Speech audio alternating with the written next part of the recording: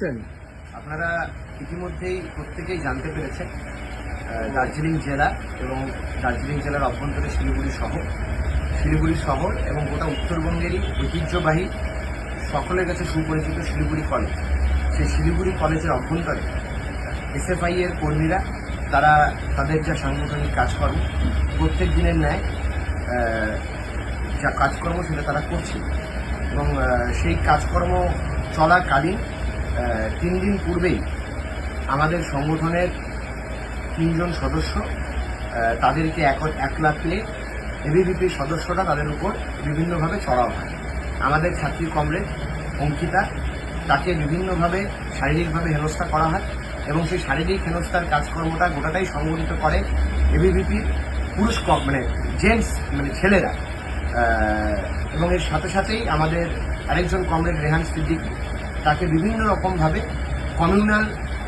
Attack তার উপর করা হয়। তাকে মুসলমান বলে তার উপর বিভিন্ন ধরনের ধর্ম নিয়ে জাত নিয়ে তাকে নানান ধরনের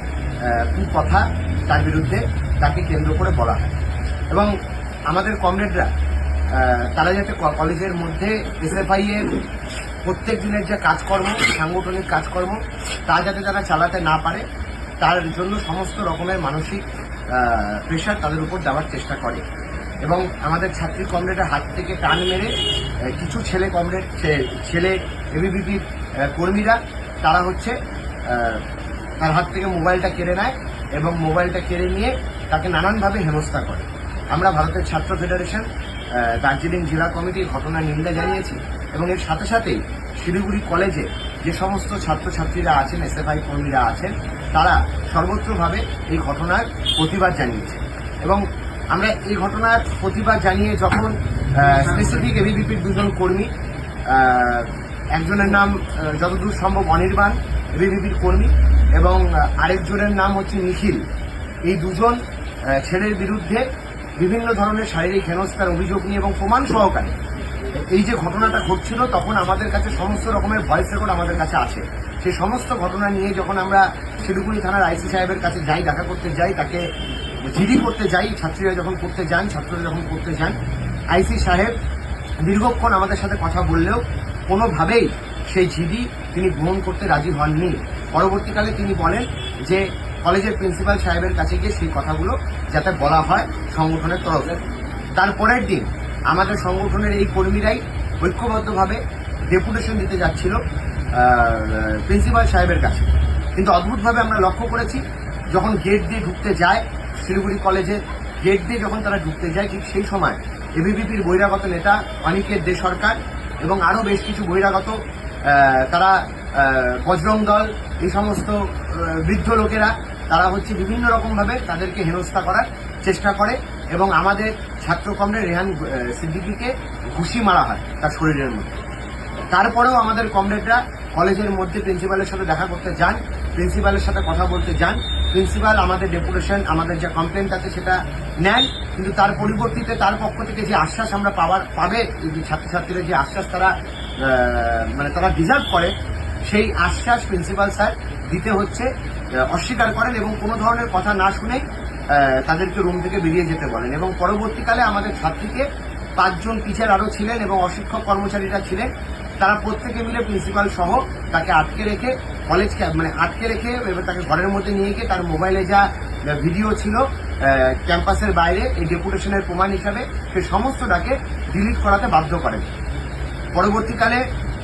আমরা বাধ্য হয়ে যখন ঘিরে ধরা হয় এবিভিপির ছেলেমেয়েরা যখন বাইরে থেকে আরও বেশি সংখ্যায় কলেজের ভিতরে প্রবেশ করে ঠিক সেই সময় আমরা পুলিশকে বলি, পুলিশও এসে খানিকটা দোলাচলের মধ্যে দাঁড়িয়েই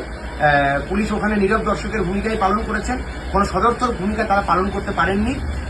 পরবর্তীকালে ছাত্রছাত্রীরা নিজেদের উদ্যোগেই কলেজ ক্যাম্পাস থেকে বেরিয়ে আসে এবিভিপির পক্ষ থেকে। তার পরবর্তীতে এই অনির্বাণ মণ্ডল নামে যে ছেলেটি আছে সেই ছেলেটি আমাদের ছাত্রী অঙ্কিতা পালকে রাত্রি 11:26 সময় ফোন করে এবং ফোন করে নানান ধরনের কথা তাকে বলে এবং প্রকারান্তরে তার মোবাইলে কোনো ভিডিও আছে কিনা অডিও আছে কিনা সেটাকে ডিলিট করে দেওয়ার কথা বলে, না হলে তার বিরুদ্ধে বড় ব্যবস্থা গ্রহণ করা হবে এবং তার কেরিয়ার নষ্ট করে দেওয়া হবে, তাকে রাস্টিকেশনের ব্যবস্থা করা হবে, তাকে তার চামড়া ছাল ছিলে নেওয়া হবে, এই ধরনের হুমকি তাকে বিভিন্নভাবে দেয় এবং ফোন কলের মধ্যে দিয়েও বিভিন্ন ধরনের হুমকির সাপেক্ষ কথাবার্তা সে বলেন এবং অঙ্কিতা এবং তার পরিবারের লোকদেরকেও ফোন করেন এই অনির্বাণ মণ্ডল নামে ছেলেটি। আমরা এই ঘটনার ধিক্কার জানাচ্ছি এবং এর সাথে সাথেই শিলিগুড়ি কলেজের গণতন্ত্রপ্রিয় ছাত্রছাত্রীরা তাদেরকে এই ঘটনার পরিপ্রেক্ষিতে ঐক্যবদ্ধভাবে আহ্বান জানাচ্ছি তারা যাতে এই ঘটনার